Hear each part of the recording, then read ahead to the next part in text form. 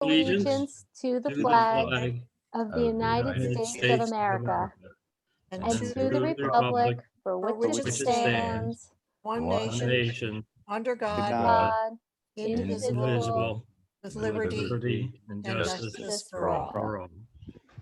Okay, great. Mr. Sorbellini has just joined us also. Oh, no. Hey, Dave, glad you could make it. He must still be muted or he took offense at my oh no. Are you on, Dave? Speak. Says he's Like he's connecting. not connected to audio yet. Oh, okay. Well, we'll give him 30 He's seconds. connecting. But, I think the first thing on the agenda, we have a few more minutes before our first public hearing, so we should get going, I think, with the minutes and whether people had any comments on the minutes.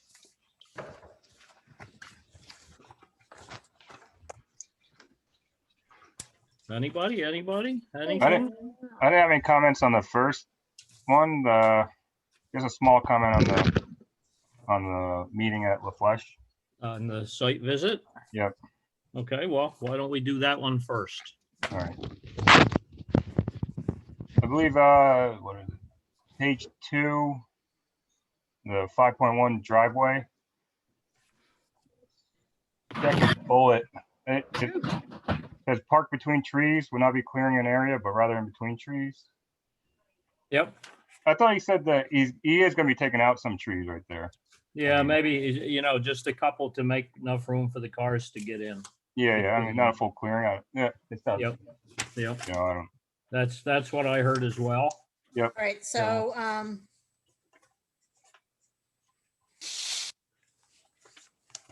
some trees will be cleared to accommodate. Is that? Yeah. Yep. So a minor clearing, I'll say. There'll be minor clearing To accommodate parking? Yep. Okay.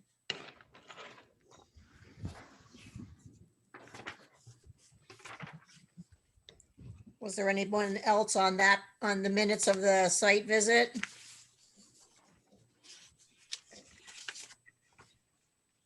No, I thought it was a pretty good summary. I didn't catch anything.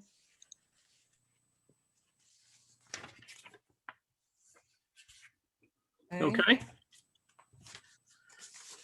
And for the minutes for the March 16th meeting, I had one. I'll just say it's more for the record than it's not really a correction, but let me see, page 5 at the bottom, John Berenbaum.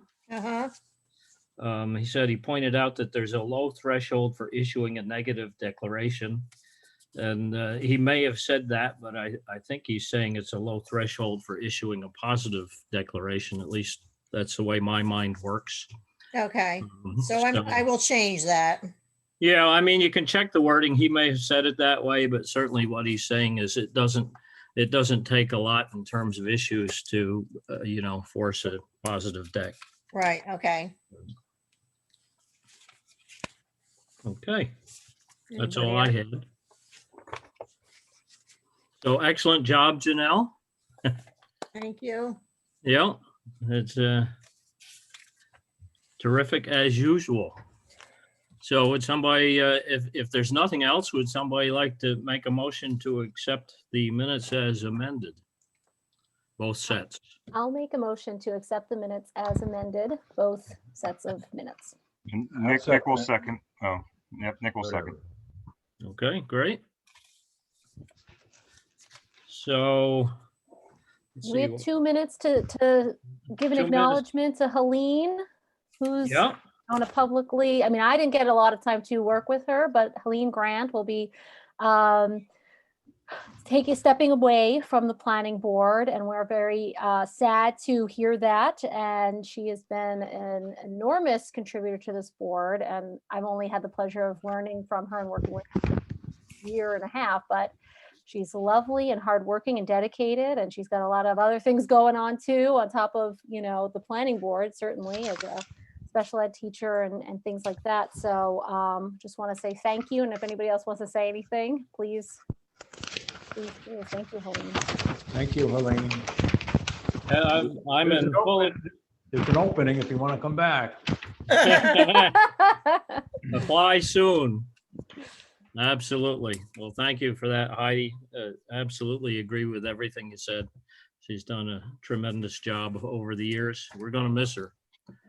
So. She even had cake on my first day. She's just so thoughtful. Yeah, Sweet. yeah. There you go. I'll There you miss that go. very much.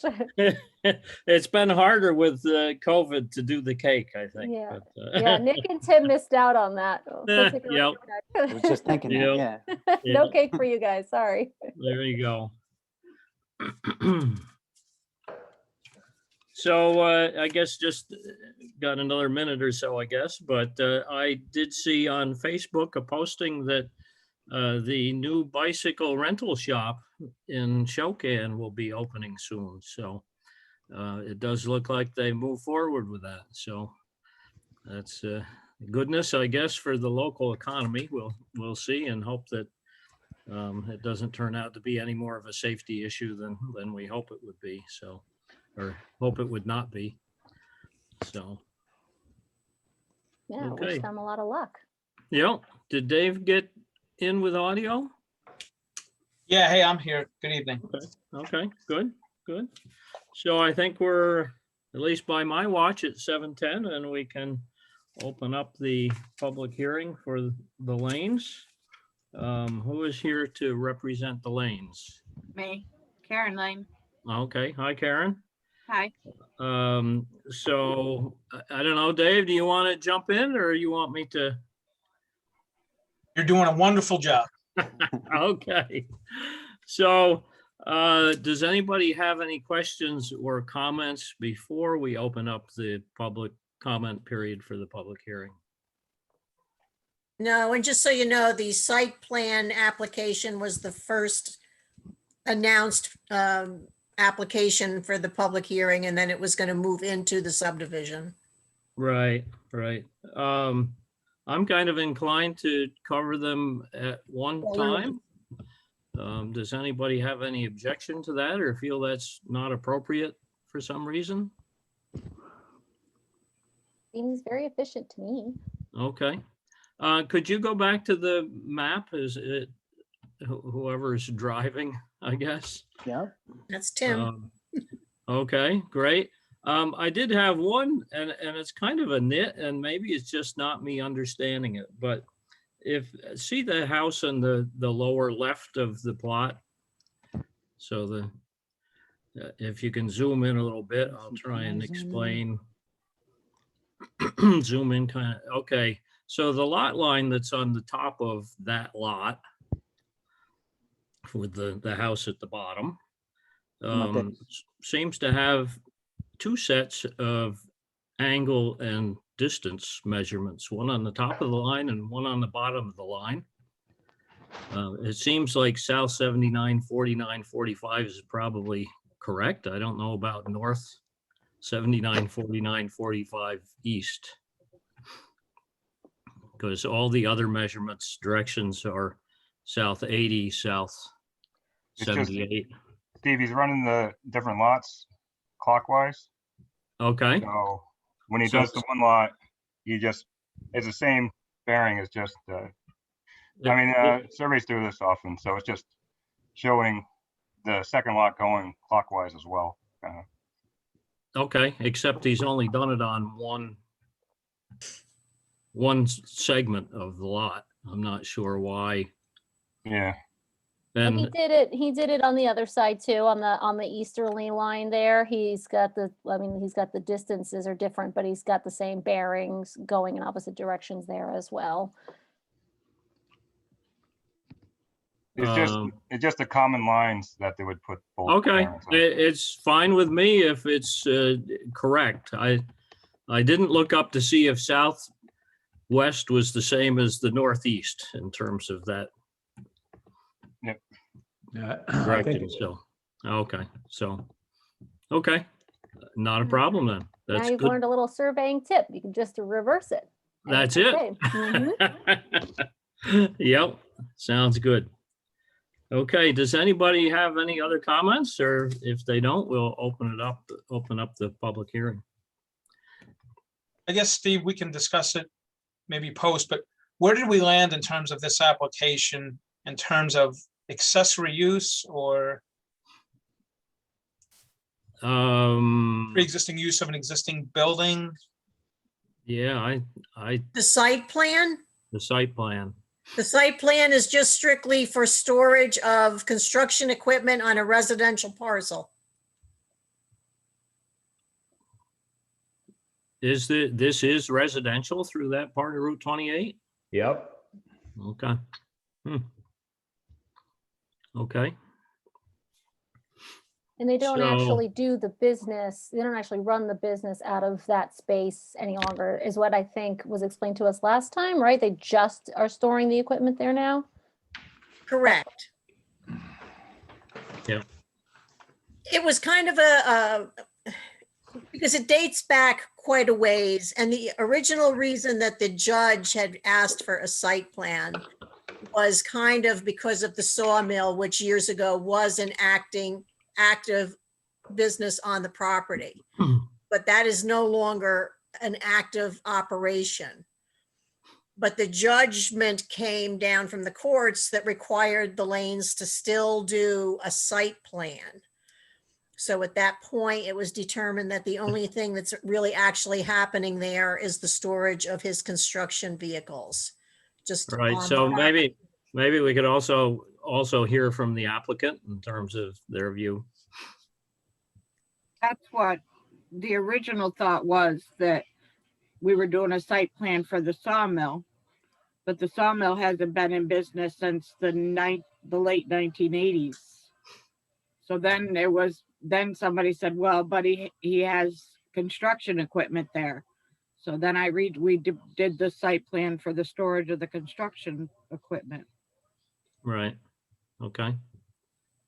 So I'm a little bit torn, I guess. I don't think there's anything in our zoning that essentially prohibits parking commercial vehicles on a residential lot. And I don't know, perhaps Mr. Ingram would care to comment on that. I think we've had some controversy in the past with some other properties.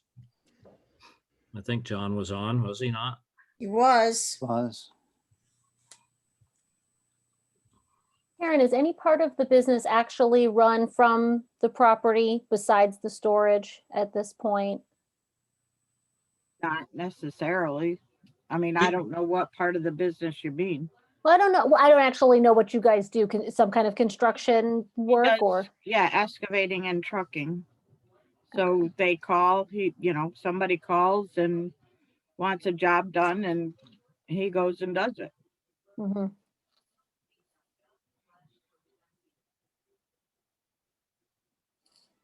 Or if they want something trucked from one place to another, he does that. Can we just call this a accessory use as like a customary home occupation?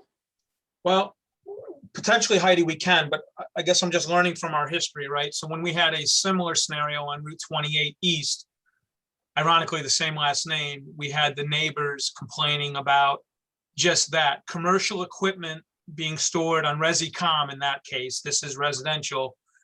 And the running of that equipment, although the business was not run on that property, it was the starting of that equipment, it idling early in the mornings for whatever reason before they started to trek out. So I believe the minutes show that the last time we were discussing this and scheduling the public hearing, we were kind of torn on where we wanted to sit.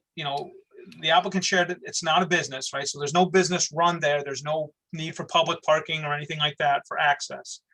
And when I look at our zoning 155.13, it talks about pre-existing use of land and buildings.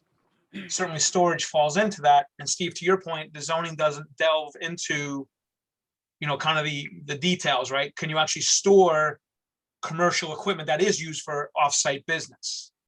It doesn't say you can't, But I'm just trying to protect ourselves, if you will, that we don't fall into the scenario that we did previously, which was, as I described, commercial vehicles being started, making noise, and the neighbors. So Right. So John Ingram, I believe, was there not also a situation in Shokan that was kind of a similar issue?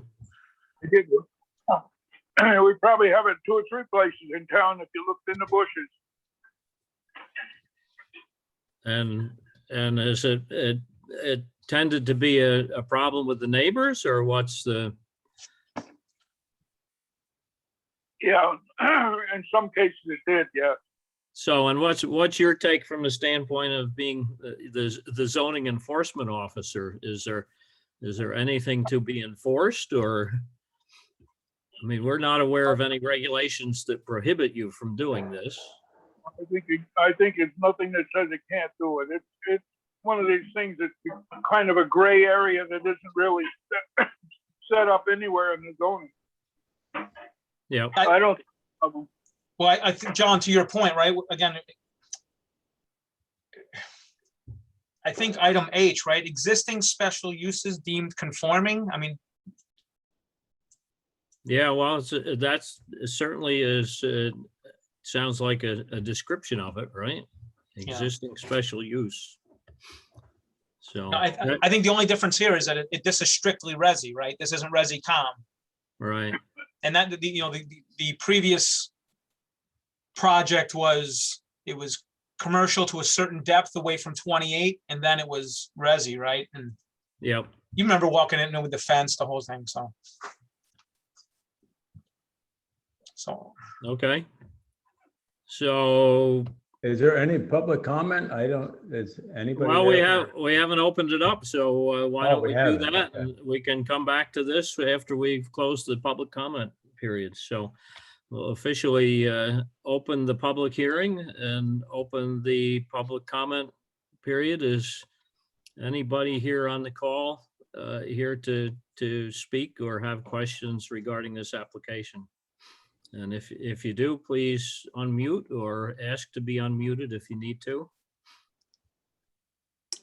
My name is Gail. I have just a general question, if I may. If you can bring the diagram back up a little bit. Back this way?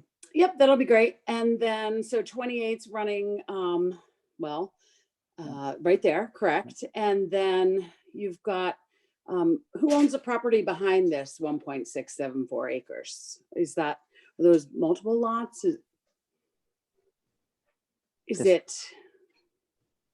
When you say I mean, behind. the other lane Oh, property? yeah, off of Upper That's- Boyceville, I guess. That's been sold. That's been sold. So there's, And I they guess- received a notice to appear. I spoke to him this morning.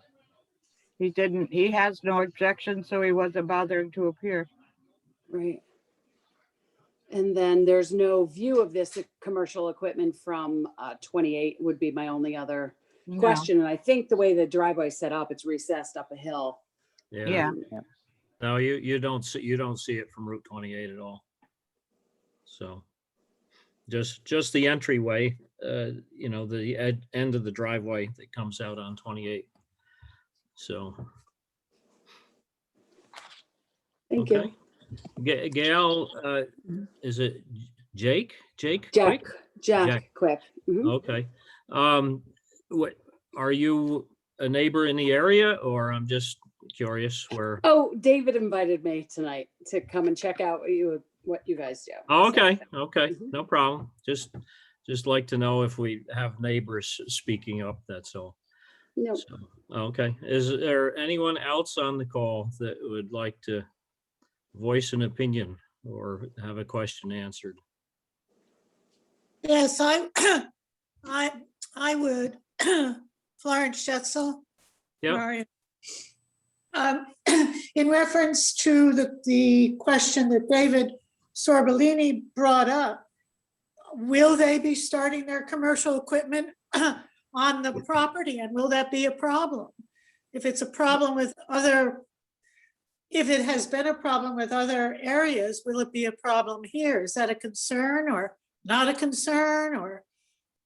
Been starting equipment here for years, and we've never had anybody complain. And Ms. Schetzel, what I would say is, I did bring it up because I want the board to look at this, just continually learning and looking at things equitably, but this is certainly less dense than the previous scenario. Very, very dense, almost like a neighborhood scenario versus this. Thank you. So I guess, my view would be, yes, there's certainly concern, which is why we're discussing it here. I think that to some degree, the impact is diminished based on the, I'll say, closing down of the commercial sawmill operation, right? But, Right. You do still have a fair amount of equipment, it looks like, from the list, and thank you for providing the list. I appreciate that. No problem. And I guess what, there's three trucks are parked in the garage and or under the sawmill, and the excavators sit outside, right? It's a Right. pretty fair statement. So I guess, Dave, back to your comment. It seems reasonable to treat this as an accessory use of an existing, and probably would it be existing non-conforming or conforming? I guess conforming at this point. since it's- I'm thinking it's non-conforming only because I'm reading in 155-17D, permitted accessory uses in all residential districts for off-street parking areas for automobiles and up to 3 commercial vehicles in use by the occupant of said property to derive a source of income. So they've got a lot more than 3. So that's my only question. I guess you'd have to question as well what's meant by commercial vehicles. Typically, that's referring to, I'll say, trucks. I don't We know. only have one truck that's actually registered as a commercial vehicle. Yeah, so that's Oh, do you interesting. consider an excavator to be a commercial vehicle? That's the question, No. Okay. right? We only got 2 trucks that actually run at this point, and one of them's registered as a trailer, a tractor trailer, which I assume would probably be the same thing. The other's registered as commercial. So really, there's only 2. Yeah, and I don't know if I would say no there, Mr. Cahill. I mean, I think depending on the excavator, you could certainly look at that and say it's commercial. Well, it's commercial, but is it, I mean, when you say commercial vehicle, you typically think DMV.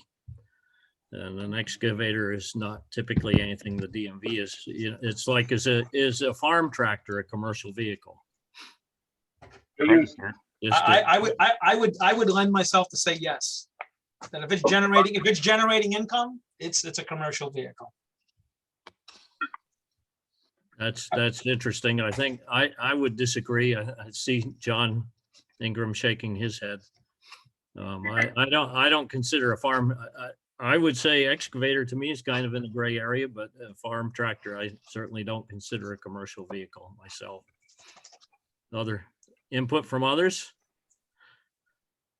I think there's probably a couple dozen or more self-employed contractors doing the same thing. I mean, that's the way it is in the town of Olive. If you're self-employed and you're in the construction business, you have to have a place to park your stuff.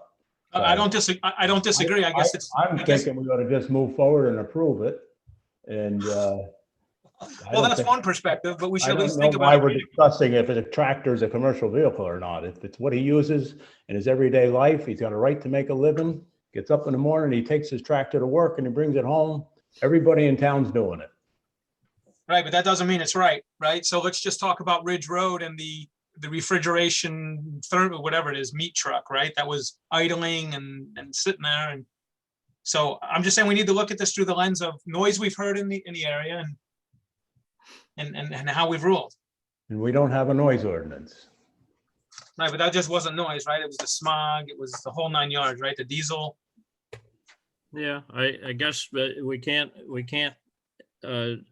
I'll say, go based on things that aren't in the zoning law, right? Yeah, that's absolutely true.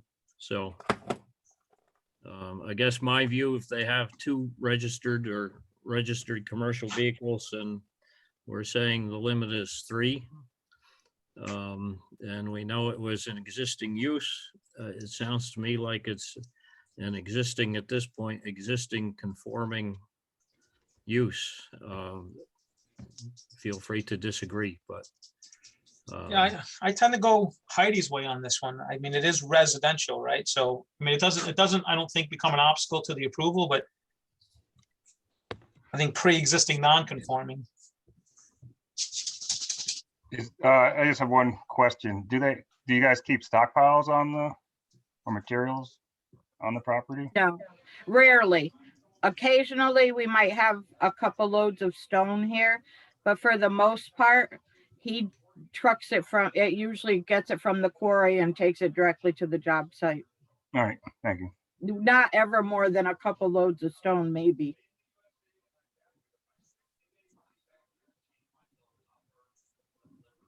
Okay. So I guess let's open it back up again. I don't know if anybody else has joined or had comment from outside the board, but. Okay, with that, shall we close the public comment portion of the public hearing?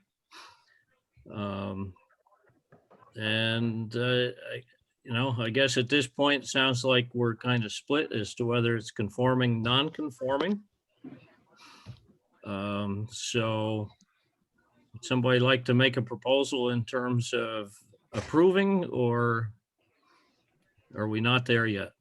I mean, I think that under 155.13 B4, that no pre-existing use of land shall be changed or another pre-existing use to another pre-existing use unless it is similar or less unconforming use as determined by the zoning board. But I mean, what they're doing is less non-conforming in my view.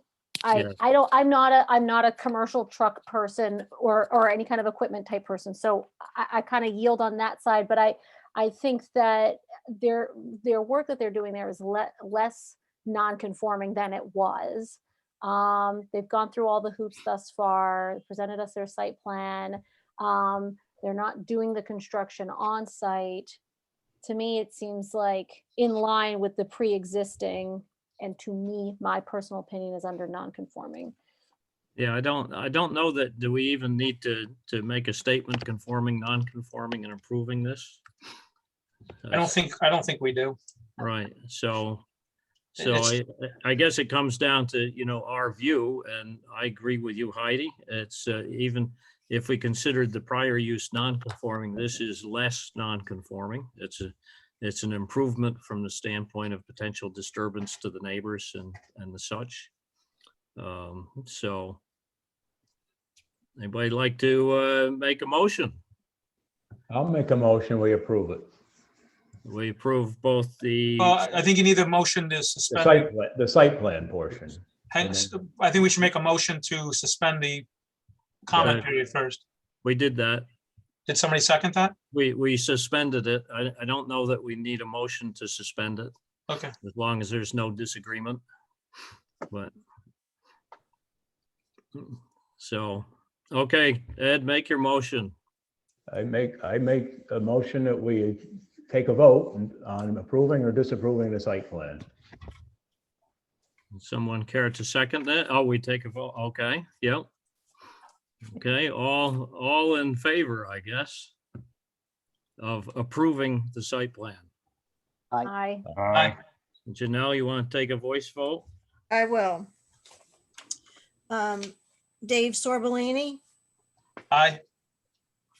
Steve Dibble, Aye. Ed Cahill, Aye. Heidi Emmerich, Aye. Nick Berger, Aye. Tim Peck. Aye.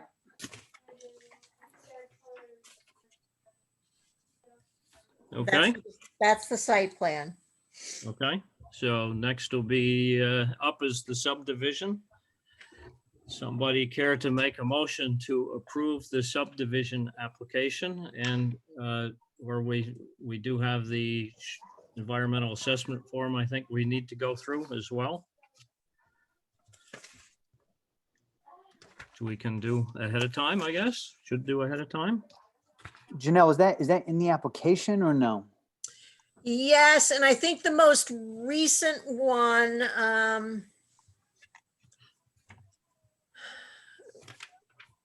because two were submitted. One was submitted at the time that the site plan was put in, and one was submitted with the subdivision. So what, it should be part of that, Tim. What, it goes in further. Yeah, let me pull this up. So I'm not sure which one is the most recent one. Let me see the date.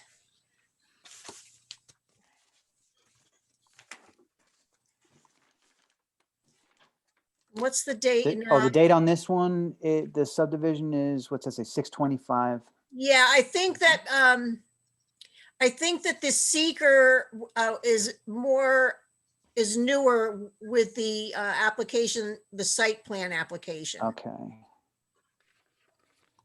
So that is here. Site plan application. Okay, so this has the seeker at the bottom, I assume? Yes, right. Is that it? Yeah. Yeah.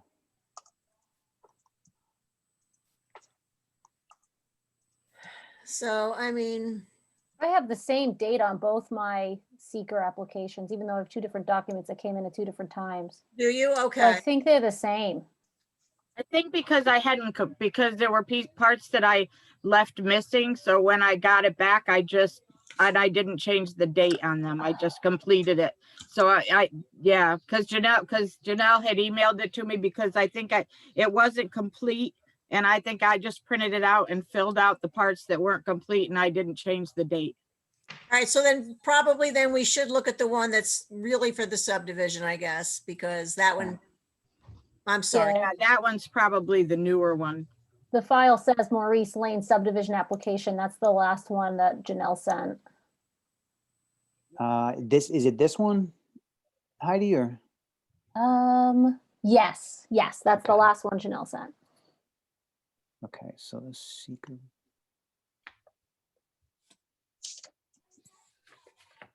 Okay, do you want to just scroll through that? Sure. It's part two that we need to do, but just, does anybody have any concerns over this part one? I don't think it necessarily needs to be changed at this point, but maybe noted that you're not physically disturbing any land at this point, are you? I mean, that means new disturbance for new construction or, Right, you're not building anything new and installing any septics or driveways at this point, correct? You just are moving the Everything- lines? No, it's all in. Okay, because your application on 3B on the Well, short I think I EAF, did that. I think I did that because you've got the we don't same, have building permits for the house down there yet. well, and you've got So the that same was acreage. another issue. So I guess I wasn't really sure what. But all that's been done. Right. So you've got the Yeah. same acreage for B as is lot 2, which I don't think is necessary. I think that we just want to acknowledge that there's really the answer to 3B should be 0. There's nothing being disturbed here. Okay. okay, any other comments, thoughts?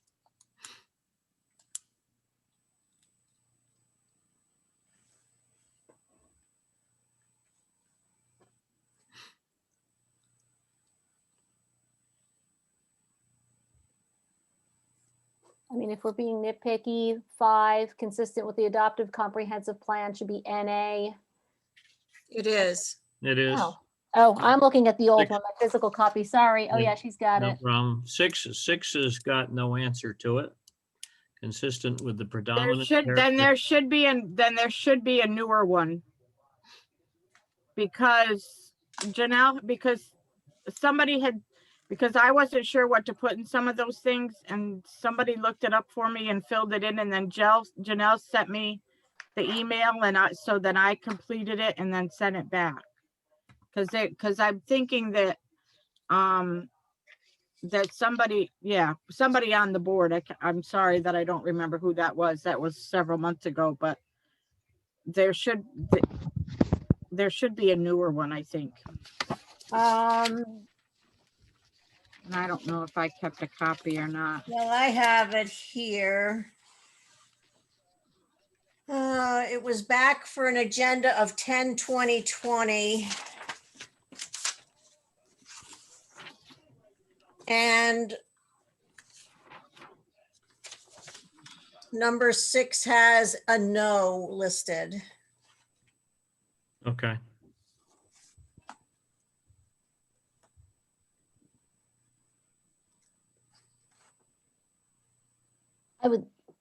I would think you'd want to put yes, Yeah. because it's pre-existing. I think we'd Yeah. want to switch that to yes, that you're not physically changing anything with this action of the subdivision. So your action is consistent with the predominant character of the land that's there now. All right, so number 6 should be yes. Is what you're saying? Mhm. 9 is sort of NA. I see she doesn't have that But I filled out, have- but that's NA anyway. Yeah, it's NA. 9 is NA, because right, it's on here, it's marked as a no. It's just, I should just note There it as, wasn't any NA, so. I Right. mean, Yeah, No no, is fine, yeah. No, NA, pre-existing. This I'm gonna- to say- And then does she have anything checked for 14 on your copy there, Janelle? no, 14 doesn't have anything. Identify the typical habitat. So, There isn't, I guess I didn't know what to put there because I don't, Well, probably suburban In I forest? guess. would be the, forest and I mean, it's- suburban, It's I not, don't know. There's probably not too much woods left there. you know my husband? What's that? No, I said, do you know my husband? Yeah. Yeah, because forest certainly didn't seem right. I guess I just wasn't, there really wasn't, I guess suburban is probably the only, Yeah, that's I think what applies.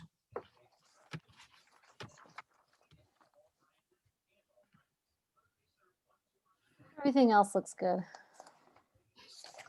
In so my the humble only other thing that doesn't have anything on here is the 3, A, B, or C. Should that have, so total acreage of the site of the proposed action would I be, have it on, I have it on one that, a copy of one that I must have brought to. and then the physically disturbed is a 0. Right. That should be 0, I guess, right?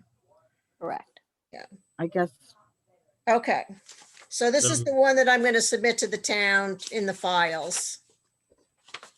This one's dated August 15th, 2020. So how are we handling this? Because typically we would have the applicant update and at least initial the changes.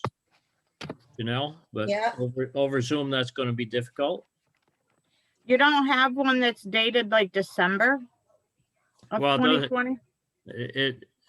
I'll say it doesn't. Actually, really- the one on the screen, what, is that December? I have this one. This one that I have is dated December 2020. It's But- really not going to matter because any of them we've made some changes to, so. Yeah, Okay, I mean, at the Okay. least we should have the applicant say okay to the changes and. right, that. right. Okay. Yeah. I 'cause do have a those- 12, here, Karen, I do have one that's 12/2020. Yeah, but it's still, I guess it's still lacking. Well, the number 5 that needs to be NA, I guess. It does still need changes, I guess. And the 0 on the, All right, 3. so so it still does need changes, but this one's more, So if I write on here verbal with a KL on it, would that be all right for the board? Well, it'll be logged in the recording, so I would just read off what the changes are and then. if- Okay, so if- this one here, see that? All right, the changes are going to be, because this is actually a site seeker for the site plan. So of course it refers to the construction stuff. Should I make a change on it to also include the subdivision? Yes, I'd think it's primarily the subdivision. Okay, that was, Yeah, that was my misunderstanding. that's okay. And then we're going down and Okay, then the 0 would be under 3B. right. The next change that we were looking at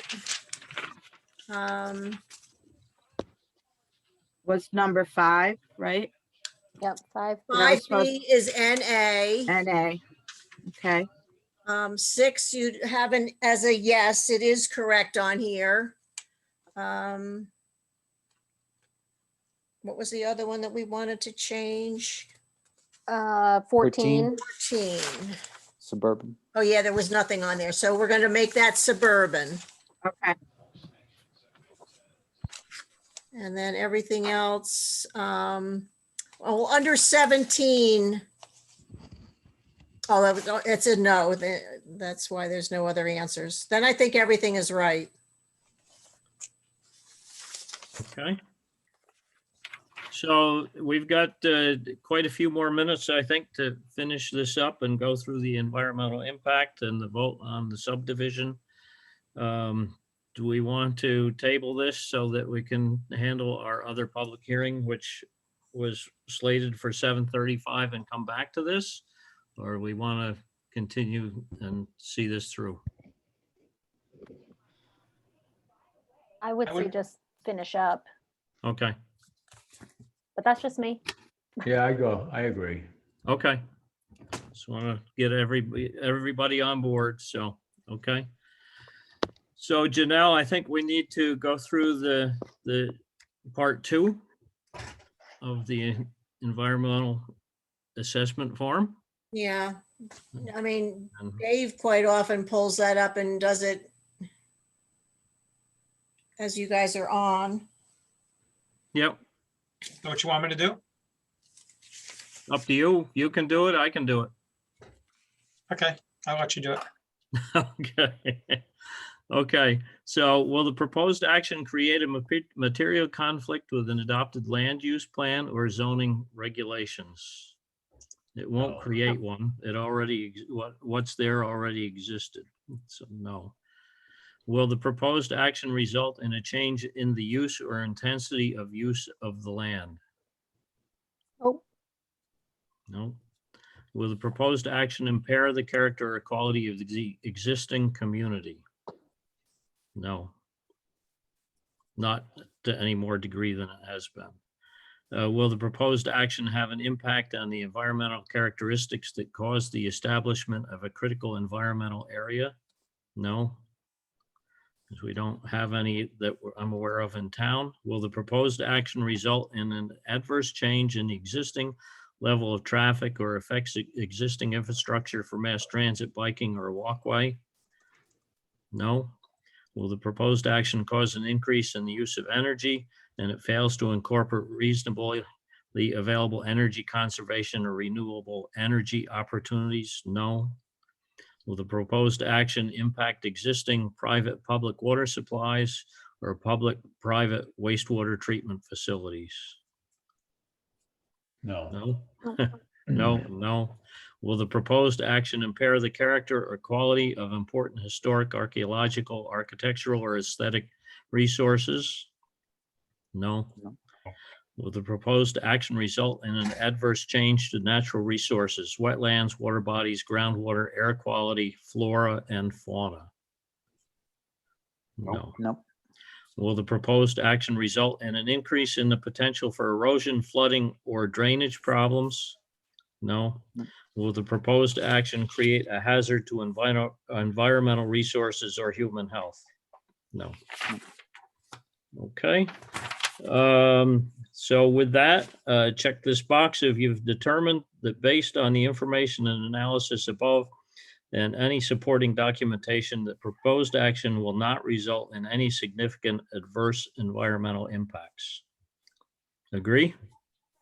Agree. Yep. Yep. Okay. Got it. Okay, so we also need to then vote on resolution for the subdivision.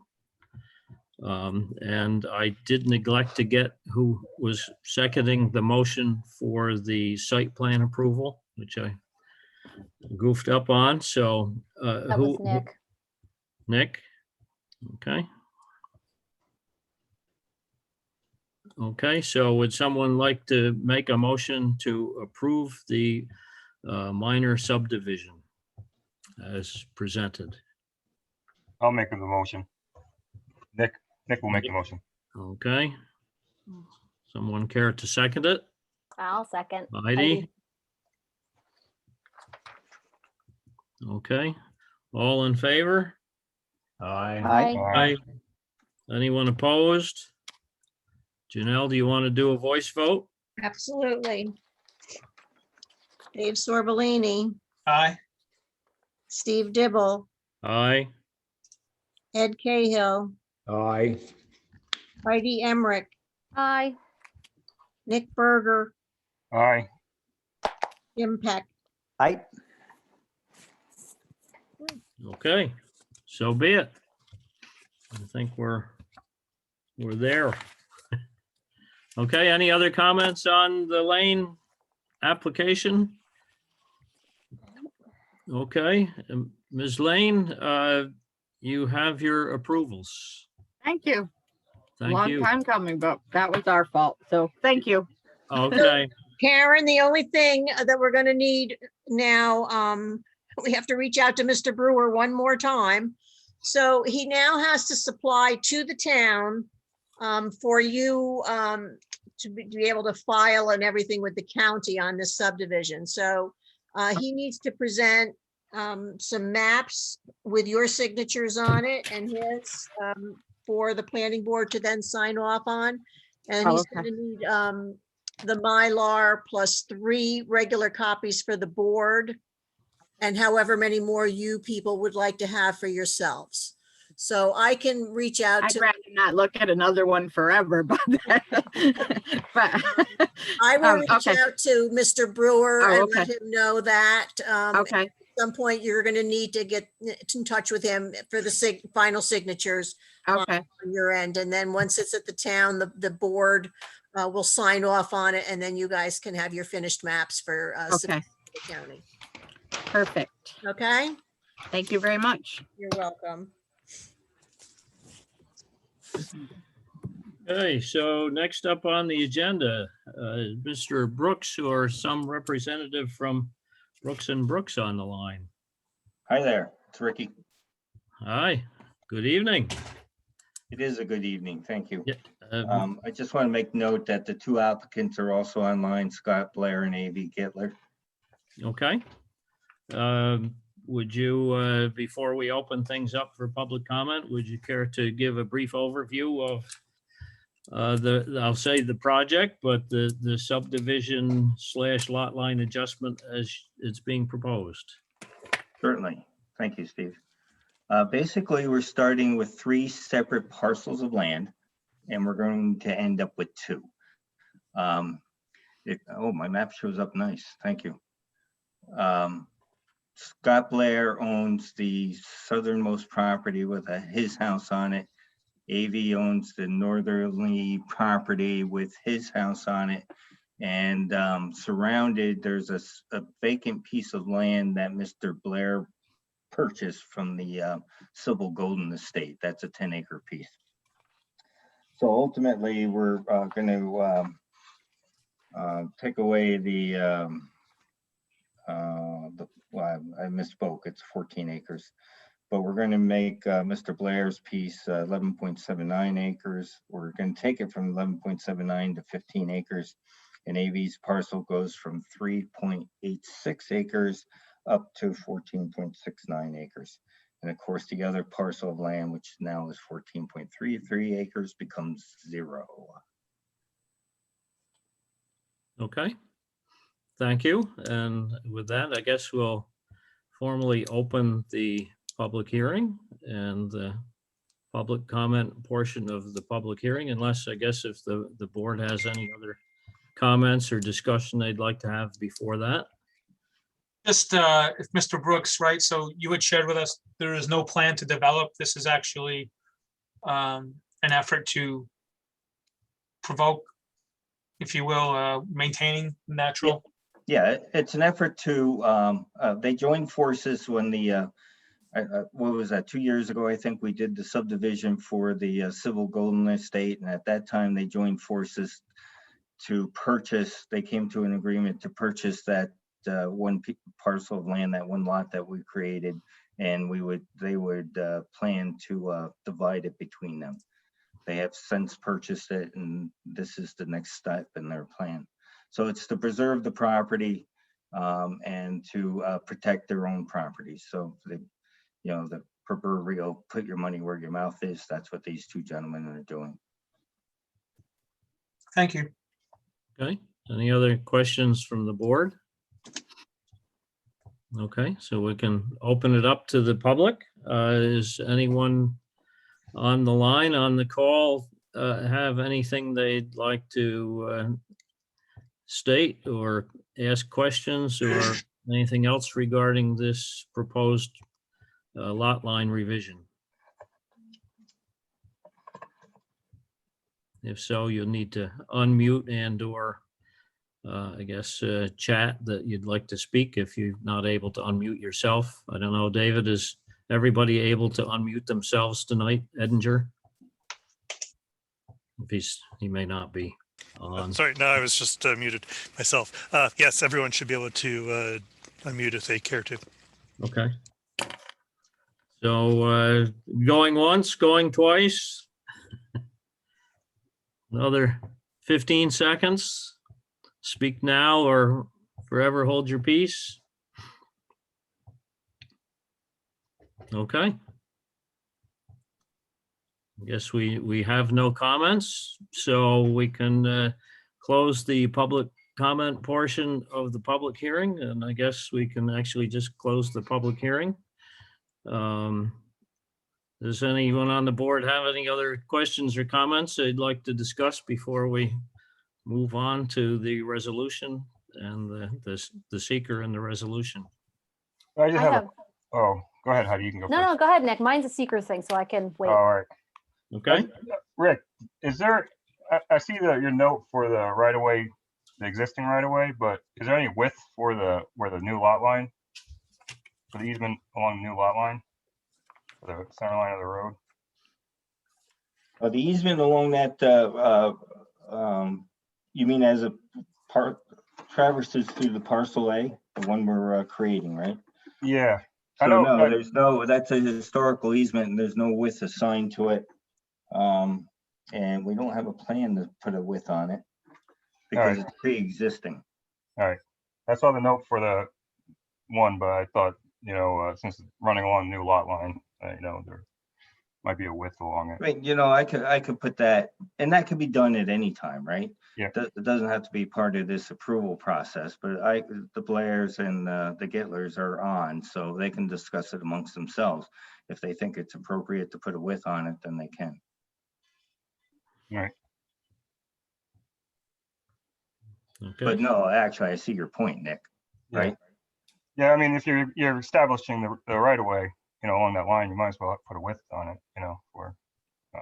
Yeah, I understand we're not establishing it, it's already pre-existing, so.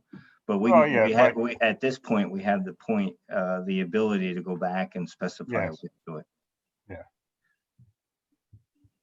Up to just Okay. that one point, but not the rest of it, obviously. Correct, just for where it's traversing through the property. Okay. Nick, did you have anything else? No, that was it. Okay. Heidi, you had My question was just on seeker number 3. We have total acreage of the site for the proposed action is 29.98, which I see is consistent with the map. But total acreage of the project site and contiguous properties owned or controlled by the applicant is less. And I just wonder if that was a typo. Because it should be the same or more. Oh, Oh. go back up. This one, right? 3C. 3C, total acreage of parks and any contiguous properties owned or controlled by the applicant or project sponsors, 26.12. So I see what your point is, Heidi. I mean, it's not, material to, Correct, yeah, but that should be on the record as yep, corrected. we can do that. We can bring it up to 29.98. And Do you think that's a typo or was there, I mean, it looks like there's some math there. yeah, there's a lot of math there, but I don't know what the hell it was. Scott, can you unmute yourself, please? I'm unmuted. Did you follow through with the purchase of the property on the other side of the street? Yes, I did. So how big was that? Oof, small. 3 something? 3 something. It's 2.9 something. Yeah. Okay, so since that's the new purchase, in fact, that deed isn't. There's the even math. reflected yet, right? Yeah. I can, if you've got a second, I could probably find out what that exact acreage is, but I think it's 2.93, I think. Yeah, I don't know. I surveyed it, but So you should know. Well, let me look in your files and find out. Hold on a second. Just a minute. I got my files right here. I'm a file nerd. Hold on. Well, what does the plat show? I mean, it shows that lands of Golden Woodlands LLC, because at the time the purchase hadn't been perfected. And Scott has just said that he just closed on it, so he actually owns it. So now we can take that into account too. Is there a file deed for that, Scott? Do you know? I mean, can that be updated before final maps are printed and signed? Just for I the believe- record? Is it correct for me to assume that since I paid taxes on it, that there's a deed on it? Oh, There is. I yep, did pay Yeah. taxes on it. you got it. So I'm sure you So, just correct that adjoiner to the fact that it's you now. okay. Or I'm- update, not correct. but I'm digging in here. Hold on, guys. Tim, can you pull the map back up? Yep. Because now I'm scratching my head. So Rick, are you saying that you presented us something that there was 3.686 acres that were part of this but weren't owned? What are we saying here? Yeah, well, There's a if you look contiguous piece. on the southeast side of Bitterman Road, right? You'll see a piece that says other lands of the state of Civil Golden. And at the time we did the survey work, late last year, early this year, Scott was under, I don't even know if you're under contract at that time, but he was he has since purchased that parcel of land. It's actually 2, not to get specific, but it's 2 little triangular shaped pieces. Mhm. Right, Um, so it's not part of this action, but it's contiguous to, It's which is contiguous. is the point. where it comes into the language in the secret Right. form. Right, so if anything, 3C should be 33 acres or whatever, Or whatever, right, 32.9 right. something. Right. We just want And I'll correct that. And then when I drop the maps off, I'll drop off a corrected EEF with my initials on it. thanks. Right.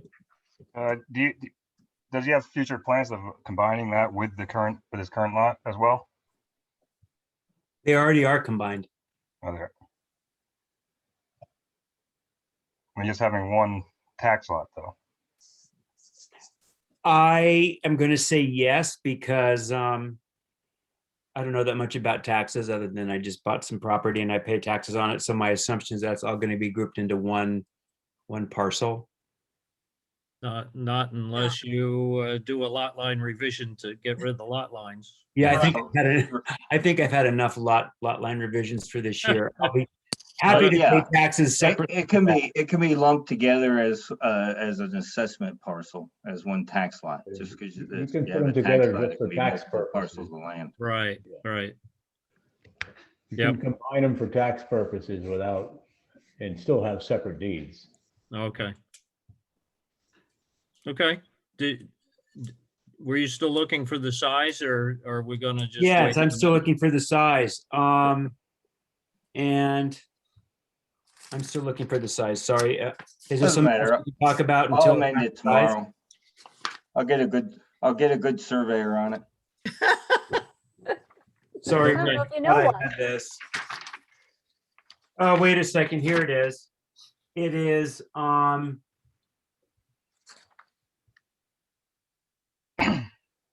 Hey, Rick, where's Patty? okay, guys, it's 0.67 acres plus 2.84 acres. 0.67 plus 2.84.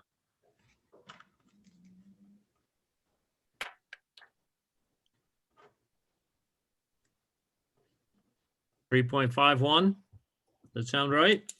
I got, Yeah, Doesn't match the delta between those other numbers, but No, No, the Yeah. 29.98 is correct, and then we'll just add this to it.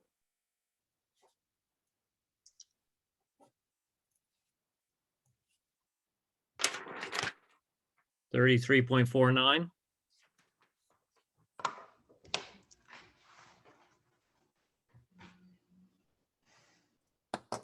Sounds like. I didn't add it up, but whatever you think it is, Steve, I'm sure is fine. So- Rick will put it in. Let Mr. Brooks say it, I guess. Okay, yeah. So Yeah. Tim, And I'm not gonna say it until I have I have a map in front of me, and then I'll do it. but where Tim's cursor is right now, the other lands of estate of Sybil Rebecca Golden, Mhm, that's the little lot we're talking about, right? correct. Now, I just heard Mr. Blair, I think, say you're done with lot lines for this year. So I'm trying to understand. So if that's just a lot standing alone at this point? Correct, it is. Yeah, and it's adjacent, so it's included in that question. Yeah. That's all. Yeah, it has its own tax map ID in there. Yeah, I'm just asking in terms of segmented projects, right? So like, what's the intent there now? what's the intent for the 3.5? Yeah. Nothing. Because we're going to approve this as it was presented previously. We just had a public hearing. And now we've just discovered a fact that I didn't have noted. So I'm just asking the question. So just to be clear, so you asked me what I want to do with the acreage? Yes, You mean as far as development is concerned, or just anything? yes. Nothing. It's with all due respect to the Goldens, it's basically little worthless triangles of land that I can't do anything with anyway. So it just becomes part of my property. If you see the one little tiny sliver, that's basically at the end of my driveway. And so now I can, take out the invasives and do some tree work, and that's it. And then the other piece across the street, if you want to move your cursor, is that you moving your cursor, Rick? No, that's me. Tim, Oh, thanks, Tim. And that across the street, I just want to leave it the way it is. I have no intention of doing anything other than just protecting it and keeping out the invasives, and that's it. thank you. Okay. Thank you. Any other questions, comments, concerns? Okay. Shall we move on to part 2? Okay. Fun. Will the proposed action create a material conflict with an adopted land use plan or zoning regulations? No. Will the proposed action result in a change in the use or intensity of use of the land? I would say, since there's no additional development, to me, that's a no. Will the proposed action impair the character or quality of the existing community? No. No. Will the proposed action have an impact on the environmental characteristics that cause the establishment of a critical environmental area? No. Will the proposed action result in an adverse change in the existing level of traffic or affect existing infrastructure for mass transit, biking, or walkway? No. Will the proposed action cause an increase in the use of energy and it fails to incorporate reasonable available energy conservation or renewable energy opportunities? No. No. Will the proposed action impact existing public-private water supplies or public-private wastewater treatment utilities? No. No. Will the proposed action impair the character or quality of important historical, archaeological, architectural, or aesthetic resources? No. Will the proposed action result in an adverse change to natural resources, wetlands, water body, groundwater, air quality, flora, and fauna? No. No. Will the proposed action result in an increase in the potential for erosion, flooding, or drainage problems? No. Will the proposed action create a hazard to environmental resources or human health? No. And so finally, check this box if you've determined based on the information and analysis above and any supporting documentation, the proposed action will not result in any significant adverse environmental impacts. Okay, agreed? Yes. Yep. Yep. Okay, would someone like to make a motion for a resolution to approve this lot line adjustment? Sure. I'll make a motion. Tim? Tim, okay. Do I have a second? Nick will second. Okay. Does anyone have any conditions they would like to apply? What question was it that 3C needs to be corrected. 3C, Mr. Brooks is going to update the part 1 form. Do we want to make that a condition? I mean, I guess, yeah. No comment? I mean, I'm just sure he'll do it, but yes, if we want to write that down.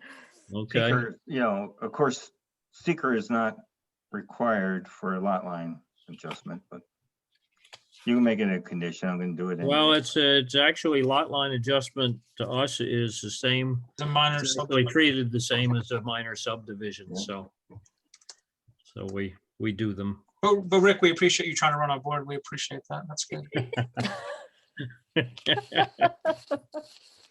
So contingent upon updating question in 3C of part 1 of the environmental assessment form to reflect additional, what is the terminology?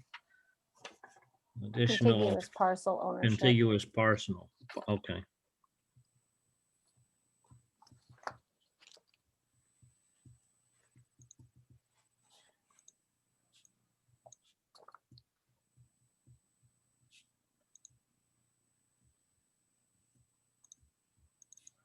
And that was owned by, who was the, Goldens, Sybil.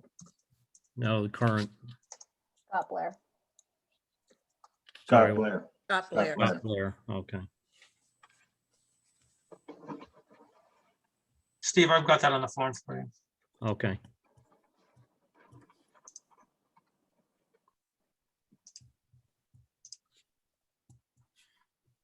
Okay. Okay, shall we take a vote? I guess rather than going through the hand, Janelle, why don't we just do the voice vote? Okay. Everybody, all in favor? Anybody object? Dave Sorbellini, Aye. Steve Dibble, Aye. Ed Cahill, Aye. Heidi Emmerich, Aye. Nick Berger, Aye. Tim Peck, Aye. all in favor. Very good. Thanks, Excellent. everybody. Thank you. Thank you. And Janelle will, same speech, right? I think he Yeah. knows his speech, but we'll need the maps. At this point, the maps and an updated seeker. Yep. And Janelle, you were gonna send me the amount we owe the town? Or did we take care of that? I forget. Mr. Blair took care of that. Steve, did we go through a checklist? Which checklist? The map? Yeah. We've been through the lanes and this one multiple times, so I didn't Okay. feel we needed to to go through the checklist again, but we can if you want. No, I'm just sending off the documents now. We're good. Yep, okay. You're saying, did you send off the resolution and everything? Yep. Okay, great. Sounds good. So thank you, Mr. Brooks. Thank you. Probably you're not already gone. I thought you'd be running off already. Congratulations, and guess we can move on to the next agenda item. So, and that is the site plan for Colin LaFletch. And this is where we had our site visit. Is Colin on, Mr. LaFletch? Howdy. Hi, welcome. How are you all? Nice to see you. Yeah, do we have additional questions or comments? I'll just thank Colin for, I'll say, the thoroughness of what we discussed at the site visit. So thank you for the site visit. Thanks for making the time and the access. I thought it was No a problem. productive visit. And from what I've seen of what Janelle shared earlier this week, I think you hit everything. I mean, I didn't see, you had everything that I had captured in the notes. So unless there's something new. I agree. You did a great job putting all those little details we asked for on this site plan map. It wasn't the easiest thing to fit all the text in there, but I did my I thought that to myself. You did a pretty good job fitting it all in. put my Photoshop skills to work. Yeah. Okay. Yep, and I do see the road clearance for emergency vehicles and such, so. Yeah. I think the only thing that, and we discussed it at the conclusion of the site visit, is just a 55-gallon water barrel. I had thought it was going to be 2 sources of water, one at site number 2 and 1, but it looks like it's not quite equidistant, but it's somewhat. Right, and the 55-gallon is in addition to a 5-gallon that each of the tents would have inside.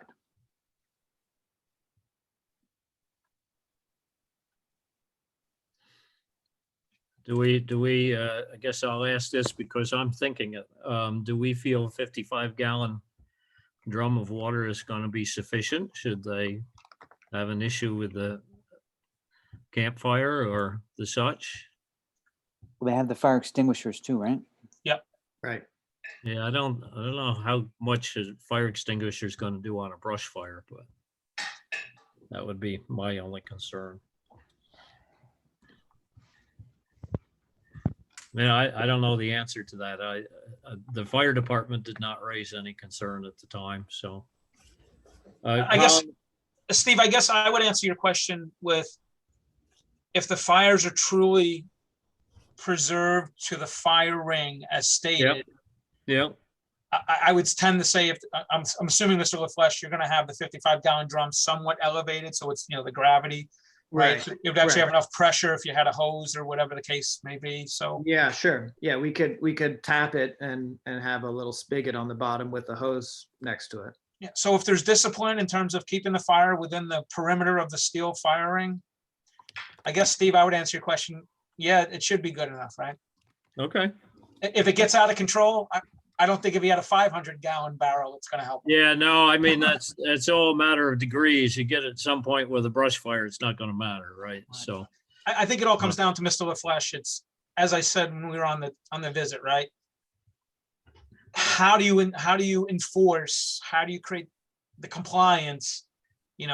I don't know if you're gonna be up with a flashlight, now, however you're gonna handle that, ultimately, that's what this comes down to, right? The success of this comes down to the vetting of the applicants, if you will, and then your ability to drive compliance, because you know better than anybody, you lose control, you're gonna be the first one to know it.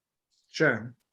Yeah, and I think part of what will go into that is emphasizing that this is meant to be a rural place of accommodation. So we will push the camping element of it, and by that hopefully attract people who are familiar with controlling a campfire and dealing with it properly. And they're not people who expect someone to show up with the fire starter and then put it up when they're ready to go to bed. Right. So, but yes, I agree that is what it hinges on. So that's why we're using the HipCamp platform, online platform, and Airbnb also. Both systems let you communicate with the person beforehand and send them a document of requirements and make sure that they seem sane before letting them complete the booking. Yeah.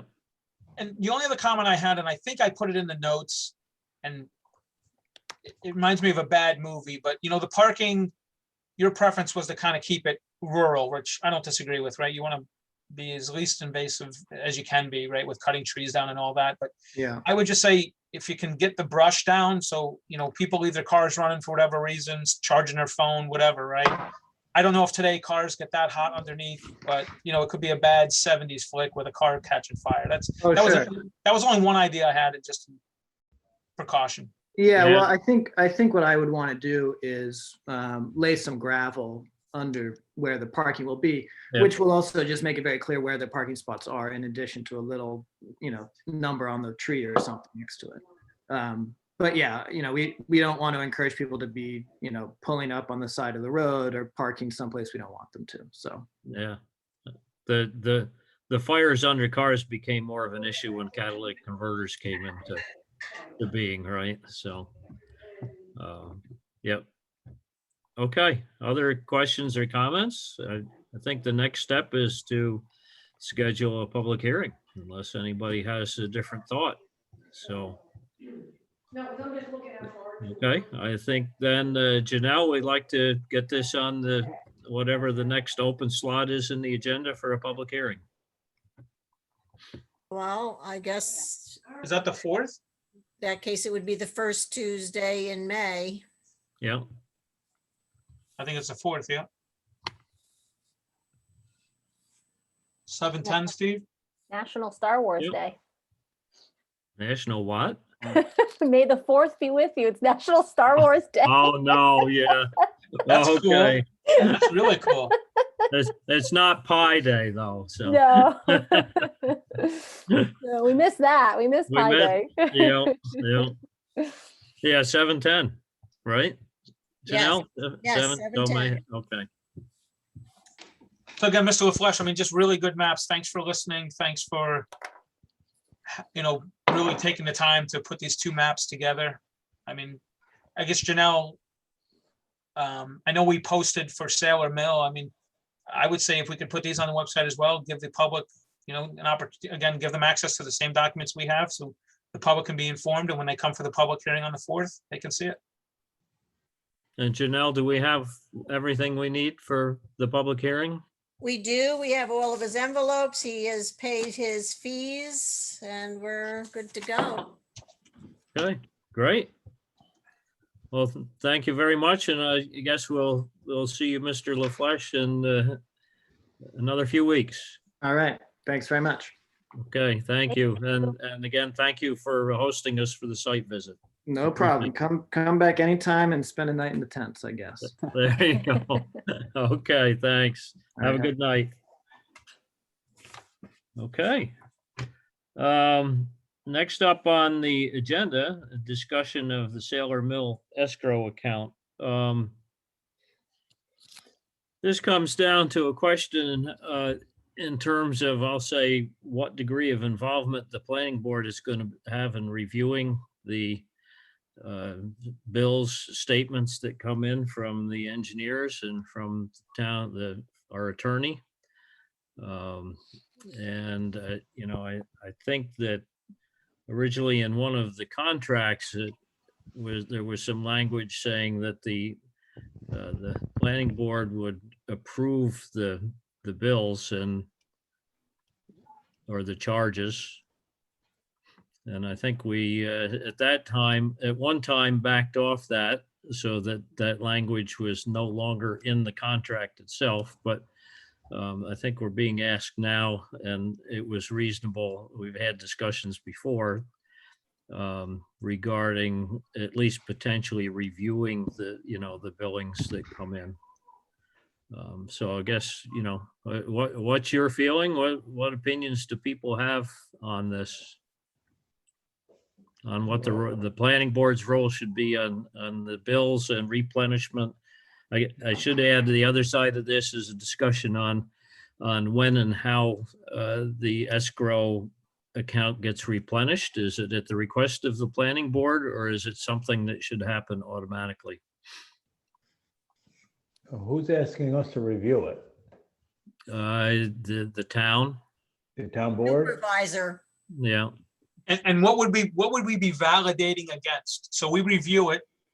Well, the only thing I would say we could validate is that the hours look reasonable based on our experience for what's been, the support provided. That's about the only thing I think that's viable from my standpoint. And that's like rolling dice. I mean, I have no idea even Mr. Bacon, right? I mean, I looked at his bill and I was like, oh, I guess.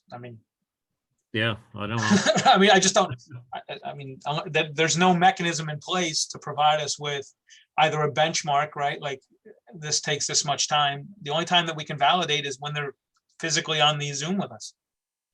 Yeah, so I think the only thing we can do is look at it and say, that's not crazy, right? That's about the extent of it from my standpoint.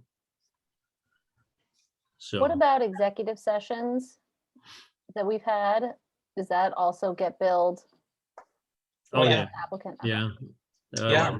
Time spent preparing responses to emails and Yep. time reading emails and, pretty much any time spent on anything related to Olive Town, Sailor Mill is billed. Yeah, and when you look at Mr. Bacon's just as a benchmark, right? He had a bunch of 15 and 20 minutes, right? So I'm assuming, again, not having any insight to actually what he's doing, because it wasn't a detailed bill, right? It was just line items. So same thing with CT Mail. So Steve, I don't know if our review really validates anything. I'm a little nervous about approving a bill that I can't really reverse engineer, right? Yeah, I guess my view is that it might be better if it's the other way around, which is, I don't want to be in the approval chain, but I think it reasonable that when bills are come in, get paid, that we take a look to just make sure there's nothing clearly, amiss, right? So that I guess would be my take. And I don't know. I was just going to say, I don't know if that's the whole board or if it's one person or a co-chairman or, does the board in general, do you want to see these bills? Interested in seeing them? Not particularly. Okay. Well, only because I think that, yeah, as you said, generally as chairman, you could probably take a look at them and agree between yourselves. I don't think you need to agree by committee. In my personal opinion, that just will slow the whole process down because we want to get these professionals also paid what they're due. So long as you two look at it and say, all right, send it on or whatever, let's get that paid through the escrow. And then I think at that point, that's when you say your escrows run down to so much, you only have so much left in it. We need to re-up that some amount, maybe the same amount as we started or whatever we deem appropriate. I don't, other board members, I don't think we've been involved in the amounts. So I don't know that it's appropriate for us to get involved now. Yeah, I don't know. It might be valid for you to know what the amounts are, just so you can understand, I'll say what the client is putting up to cover these expenses, or maybe it would be better if you didn't know that amount. And that would potentially not influence a decision at that point, right? So, I wouldn't mind seeing the bills. I mean, just see what exactly is going on, but I agree with Heidi. I mean, there should be some threshold that, the escrow needs to be replenished, before. well, that's the next part of this. Janelle, I think we're below $2,000, so if I recall correctly. I have no access to the amounts that were collected, paid out, or anything. It's just, I was sent an email stating, I think that the last bill that was presented pretty much has drawn down the escrow pretty low. So Yeah, that brought up the whole thing about, a review. And I Okay. don't know who normally would be approaching Sailor Mill to replenish the escrow. I don't know who. I think in the past it was, basically the people handling the accounts for the town. And I think that would continue, but I think they're essentially looking for us to say, go ahead and do that, and what amount should we request, right? So I think that's what I read out of the various emails going back and forth. For example, I think the current amount is, I don't know, like $1,500 that's left. And so the question becomes now, seems like we need to replenish that. And what amount should we ask for? You probably got to look at how fast, those cookies are getting taken out of the cookie jar, kind of, like that's probably Yeah, looking at the bill, it's going pretty fast. I mean, Yeah. I don't think requesting another $5,000 is going to be out of line, or something that's going to take a lot of time to run through, given the current situation, right? So does that sound reasonable? What? I think in keeping with $5,000 increments seems good. I'd like to say that we have gone through an awful lot of due diligence on our part and Yeah. gone through a lot of things that hopefully we will not eat up nearly as much moving forward. I know we have still yet another public hearing, Right. but on the whole matter, but hopefully we'll need less professional assessment at this point because we've already done so much. Yeah, I think the game will change a little bit when we essentially have made a positive or negative declaration on the Mhm. secret, right? So, okay, so we'll go with $5,000 increments for replenishment. That Now, is that for the engineering and the attorney, or each? it's. I thought they were setting up separate accounts. It I turns thought so out too. that they're both coming out of one account. Okay. So. Or will that be satisfactory, like for the amount that they're billing, Well, I guess I'll raise another little bit of a concern. And Dave, I think you saw this. I don't know how many other people saw it, but it looked like Jim billed like 3 months at a time, or 4 months, since the beginning of when he started, he billed all at once, right? So Yeah. I think it would not be unrealistic to ask our billing, our accounting people, the town, to please have Jim submit a bill every month, so that we're not getting socked with a very large chunk of money out of that account at one time. So would it be reasonable to ask them to kind of itemize stuff a little bit more? I mean, instead of well, it is itemized pretty. I mean, it's not down to I spent 20 minutes answering the email from John Doe to blah, blah, blah, but it is down to 20 minutes for email and all right. 2 hours for a meeting and Yeah. half an hour for a consultation, whatever, right? So. All right. I do think monthly billing is pretty standard for reviewing professionals, and I think that he should I hopefully have no problem doing that moving forward. I would think that would make more sense even for him, because then Yeah. he'd get paid monthly as well. Yeah. Is that your understanding as well, Dave? I mean, that's, or did I miss something along the way? He definitely billed for a period larger than a month. Yeah. So it does, I mean, was this an exception just because he was catching up? I can't speak on that, but, Yeah. and Okay. you're right, the level of detail was really just categories. It really wasn't down to specific activity Yeah. or topic, I should say. Yeah. And I haven't seen, I don't think I've seen the billings from CT Mail. Yeah, I mean, his billing was all the way back to August 19th. Yeah, I thought pretty much it was from when he started, Yeah. when we engaged with him, right? So. Yeah. Yeah. Yeah. Have you, Dave, has anybody seen any of the billing from CT Mail? I have not seen anything. Okay, so I'll call the, I forget who it is that's in charge. Janelle, you probably know. Janice Lanzarata.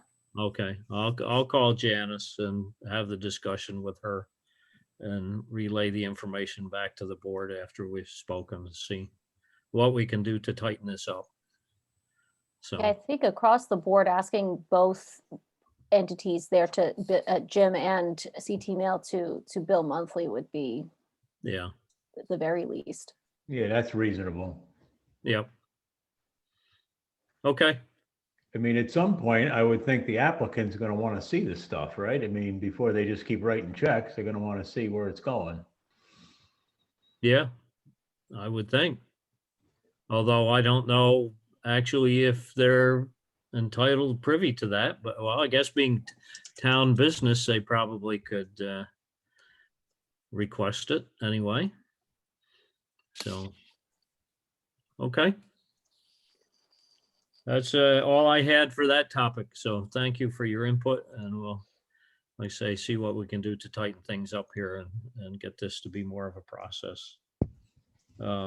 So the last thing on the agenda was the project that Mr. Sorbellini so graciously embarked upon with the town. You want to? Oh, the training? Yes. Yeah, I thought Victoria shared that with us at the last meeting, but yeah, Yeah, but if you read the correspondence, what Victoria shared has changed slightly. also, they gave us a full 4 hours now. Yes, it was changed. Oh, okay, thank you. Yeah, that's fantastic. So Nick, Yep. Tim, you know where I live. If you don't, I'll give you the address. Thank You know, I probably have plenty of continuing ed hours that would cover all this anyway. Yeah. I appreciate it. Yeah, okay. So that's good. Those hours bank, so don't look them in the eye. Okay. So I had just one other thing I wanted to bring up, and that is, I'll say the concept of putting some framework around applications that go dormant. And Dave, I know with this latest one with the dispute over the 1 acre, 3 acres, basically we've said, okay, we're done. There's nothing more we can do with this. We'll basically consider the application closed unless there's some other progress, right? But I know we had some cases, and Janelle, this is, I'll say partly on your behalf, but some cases where applications have hung out for many months based on them going back to do some homework or changes in, understanding of things or whatever.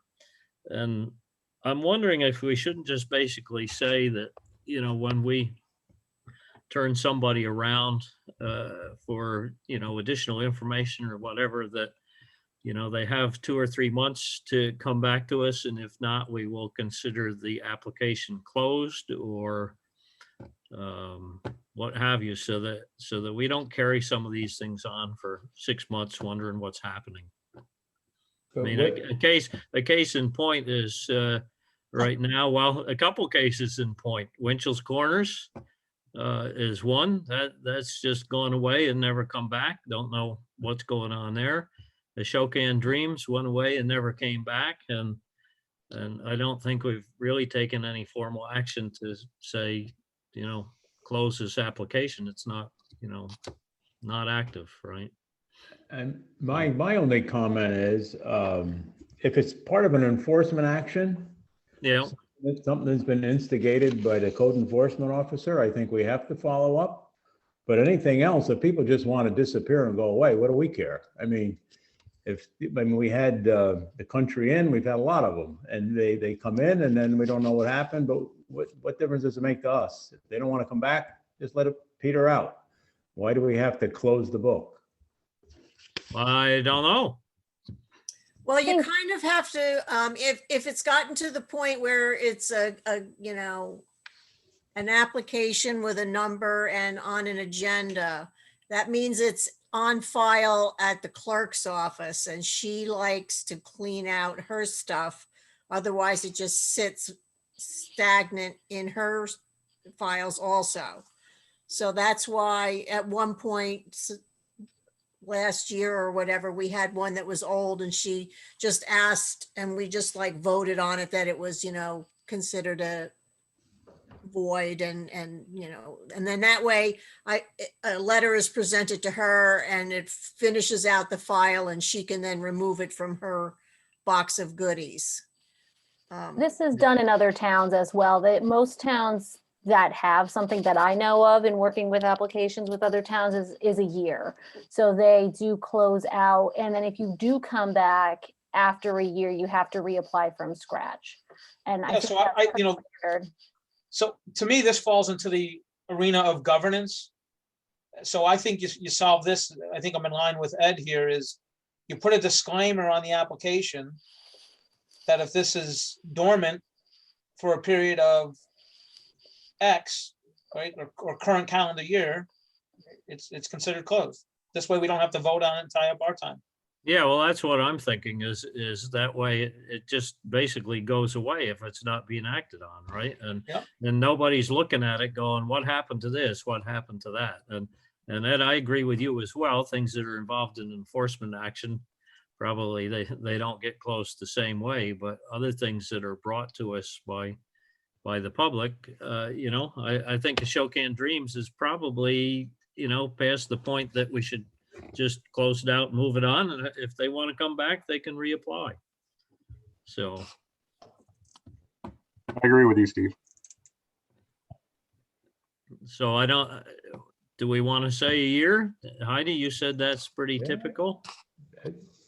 Yeah, a year is pretty typical, but you guys, if you want to do 6 months, it's up to, what everybody else wants. I don't think we need to vote on like each item after it's past that time. I wasn't saying that. I think it just automatically.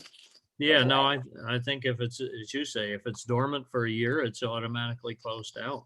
And, Now, let me just, that sounds like a reasonable period of time. Now, I think the building permit is the same way, and I think it's a year and then it has to be renewed. Is that right, John?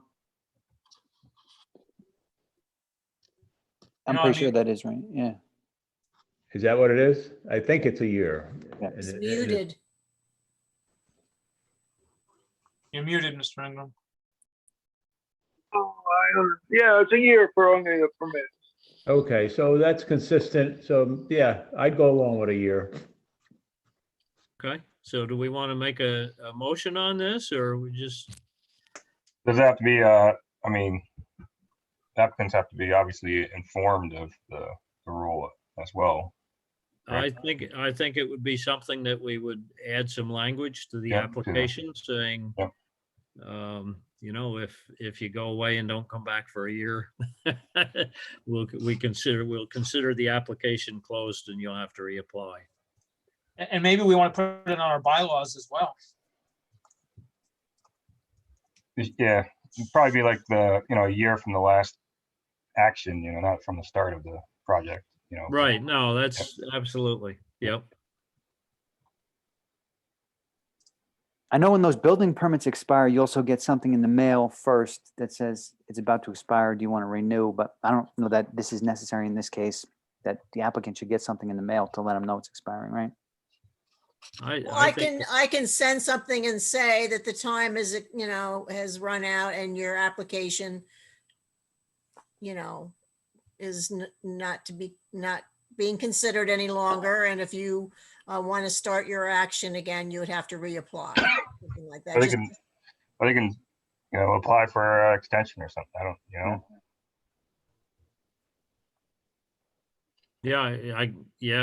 apply for an extension or just reapply. Yeah, well, After a year, really, from my view, it's time to start over because we've pretty much yeah. out of our mind and it's a restart from my standpoint, right? So, Agreed. And Janelle, if that's not too much trouble, but if that ends up being any It's amount not of like work. we have a bunch, I Yeah. think that pretty much it was just rattled off what we have, and I'll just see how long they've been sitting here. The Ashokan Dreams is probably the one that's been on the longest. I But mean, with yeah, regard to Winchell's Corners, I mean, that's a site plan and it's, to that me- they're But actually well, running a to me, business. that's an enforcement issue. That's, yeah, yes, they have, so that wouldn't apply really, I think. I mean, Were they brought to the planning board because they were encouraged to do so by the building department, by the zoning code enforcement officer? Is that what that came And- to us? Encouraged is a good term for it, I think. Let John Ingram elaborate on that if he'd like to. A little bit stronger wording it than encouraged would be good. Oh, but yeah, I guess the Country Inn and the Shokan Dreams fall into that category. Yeah, I think they're pretty much the ones right now that are, Yeah. And I don't mind if they're going to come back in a couple months and give us an update and tell us what's going on. That to me would reset the clock. I'm not too fussy about it, but I mean, there's really right now, there's no reason for them to come back if they've decided to do something different, and it just sits on the books forever. So, or until the office comes and asks if we can please do something about it, right? yeah. So. Okay. Anybody have any thoughts on what we should do to implement this? Maybe, I don't know, maybe we can find some language from one of the other towns. Heidi, do you have any guesses as to? where- I'm in contact with Gabby at the town of Ulster very regularly, and I believe they have the same sort of language somewhere. I can see if she's got something written down that we can borrow. Okay. I look on the building permit as well, right? Isn't there language on that? Yeah, I mean, the building permit essentially is an annual renewal. All right. But.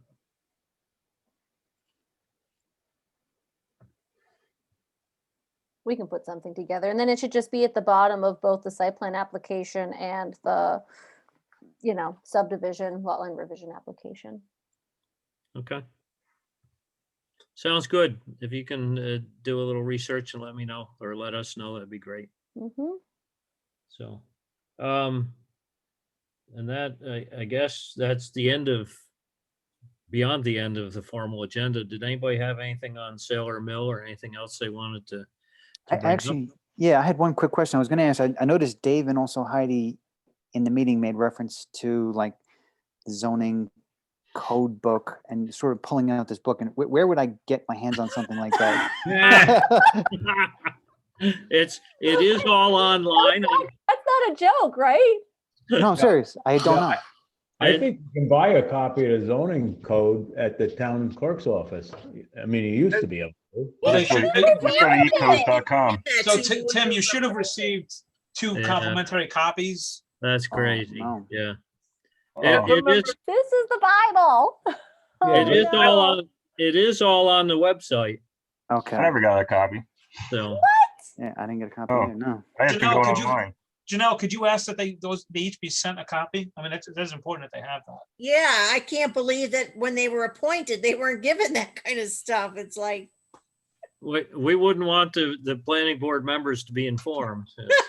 And Every planning board member, and this should be for whoever comes in next too, should get the zoning chapter, the subdivision chapter, the subdivision checklist for minor and major, a seeker part 2 for their reference, and the correct zoning map. Yeah, That should just be standard. And As a, Tim, and- as a member of the planning board, you ought to be able to go into the office and show your badge and tell everybody in there you want all that paperwork handed to you before you leave. Okay. You all have a badge, right? yeah, our ID badges, yeah. Yeah. Must have lost mine in the mail. Okay, on Sailor Mill, I haven't seen anything further. Is anybody? No, I in terms didn't. of- We haven't seen the traffic study yet, right? No, yeah, No, so. well, she's on vacation though. I'm sorry, Janelle. So she's at Hilton Head, right? Yeah. Vacation. Sorry, Janelle. That's all right. So, but we're still considering them for an April 20th meeting? well, I think we said, we wanted the materials 2 weeks ahead, right? Yeah, So. and I don't have anything Right, 2 weeks ahead. See, So- shouldn't that information too not just go to Catherine? It should go to the town as well, right? I mean, if, Correct. so yeah, we've they submit it already, to her, they, it should go to the town as well, to us. well, we already had a little bit of, Yeah. problem with that, right? With some stuff Yeah. that went from the engineer to the from the client's engineer to our engineer and didn't pass by us in the process, so. Yeah, absolutely. So if that's the case and they haven't given us anything, maybe we shouldn't have a meeting. Yeah, I mean, that's what I was gonna say, Ed, right? Yeah, So I mean, let's Janelle, take, we'll take the month off.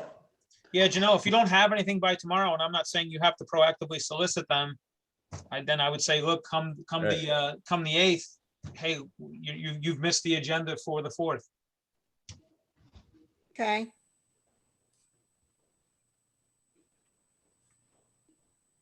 I don't know, is Well, anybody, No, I mean, originally we were talking about the 20th would be for. Yeah, sale. yeah, the 20th. yeah, So, That's what I meant. I'm sorry. yeah, so I guess, depending on the agenda for our next scheduled non-sailor mill, we could slot some time for them there if they don't make the next meeting, right? Yeah, that would just switch the cadence, yeah. Yeah, Yeah, if we don't have a So ton do of it- stuff on that agenda, that'd be great. So then maybe we don't Yeah. have to do 2 that month either. right. So Janelle, do we have anything else then, other than what's going to be the public hearing for La Flèche for the next meeting? I don't believe so. I mean, unless John gets some things coming in his way tomorrow when he's in the office. But I don't think anything new has really come to us just yet, so. Yeah, not yet. So to that point, Janelle and Mr. Ingram, so the Bank of America looks like it's going under a change of use on 28, or the former Al Higley vegetable, whatever it was. That's And, gonna be, that's gonna be an office for the Phoenicia Diner. an office for Phoenicia Diner, wow. Wow. and then Tongor Store also. Bangor store is doing nothing.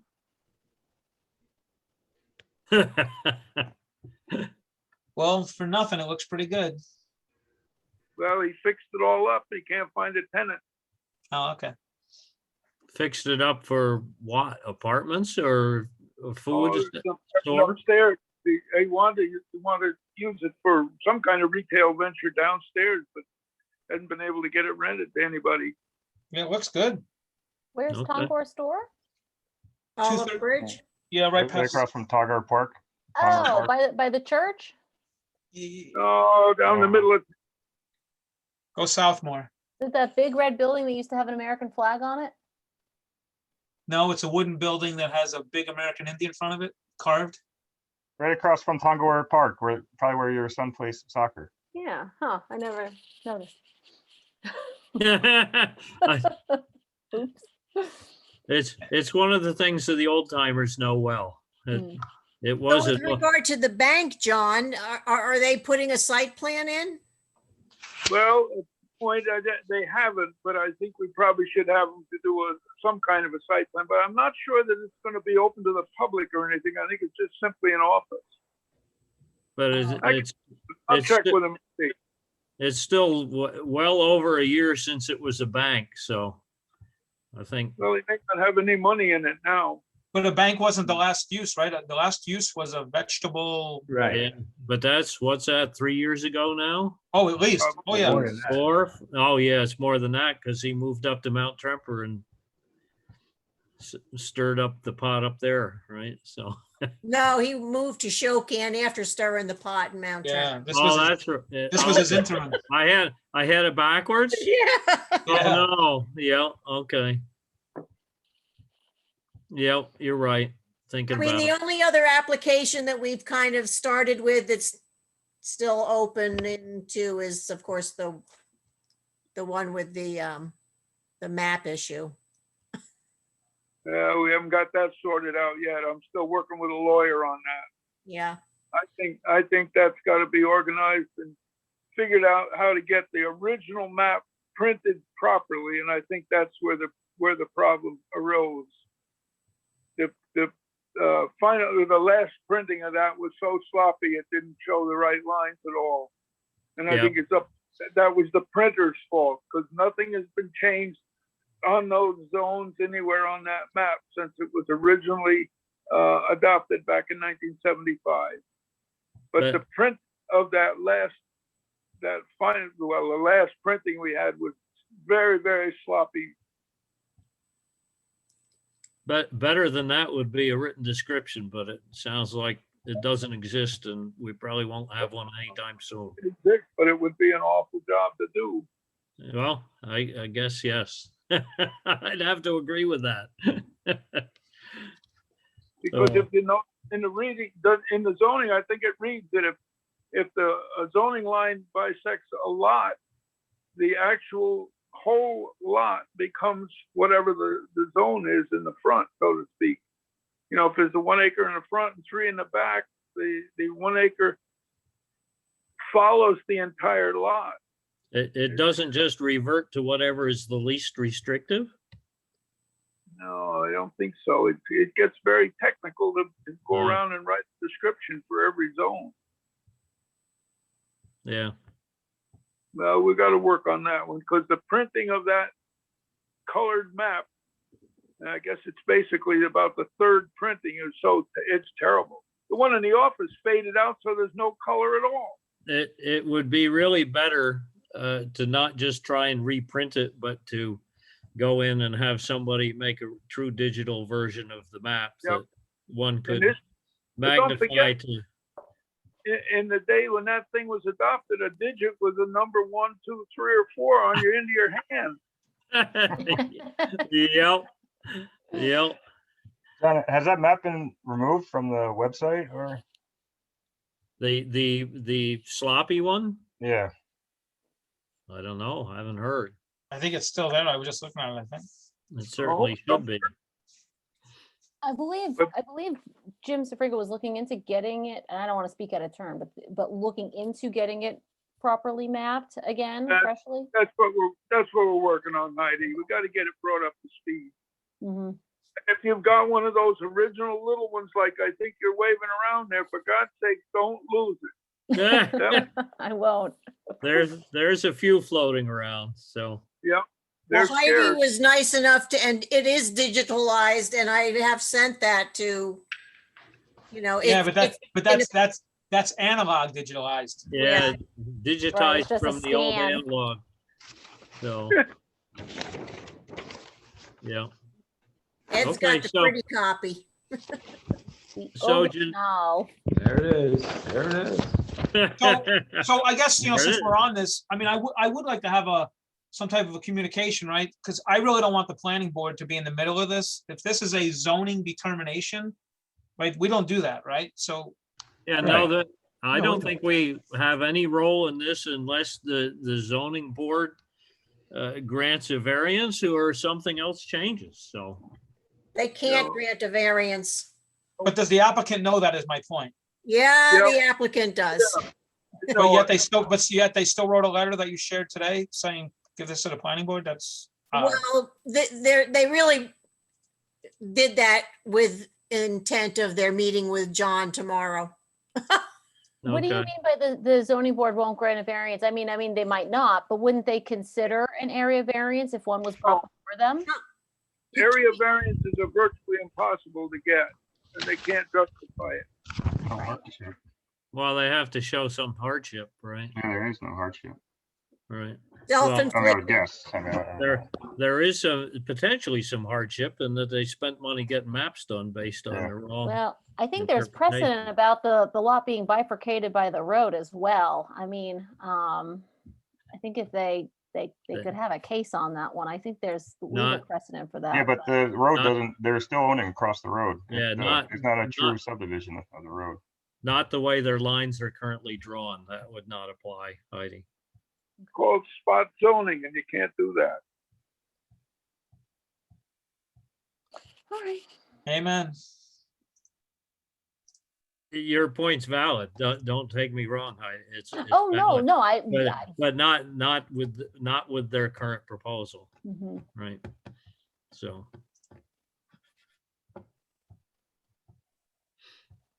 Okay. So Steve, I'll just mention for those of you who didn't attend, the stored power, I think it's called, the NERC.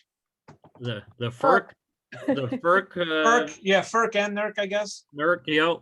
I mean, it was a really nice presentation that, I think her name is Ginger, not Stringer, right? But really nice presentation, good details, right? The town has signed up to be an intervener, right?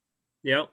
And The I don't know if many of you were on that, but that was a really good presentation. Yeah, I watched it. The town and many other area towns, counties, the city, all signing up, and many other organizations have signed up to be interveners. So Mostly more of the same, but Jim was just interviewed on Kingston Radio. It's online. I can supply the link if anyone cares to listen to it. Yeah, David, I'd be interested. Yeah, that'd be good. Yep. Yep. So just to jump back, I don't want to jump from what you said, Dave, but to finish up with Janelle, it sounds like we would be potentially open to slotting some time for Sailor Mill. Not for the next meeting, but what would be the next non-Sailor Mill meeting, Right, for the May 4th meeting. right? Yeah, if we don't hear So- if you don't hear from them by tomorrow, right? Yeah. So.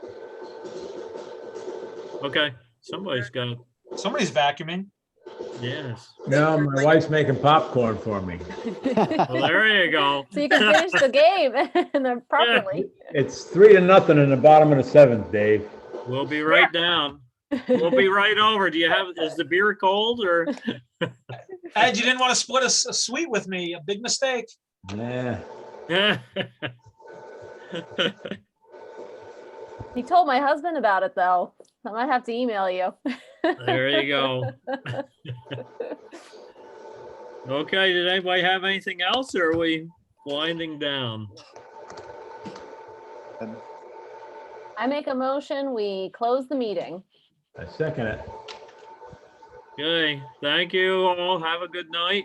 Good night. Have a good night. See you in a couple weeks. Yeah. Not all. Bye-bye. Bye-bye. Bye.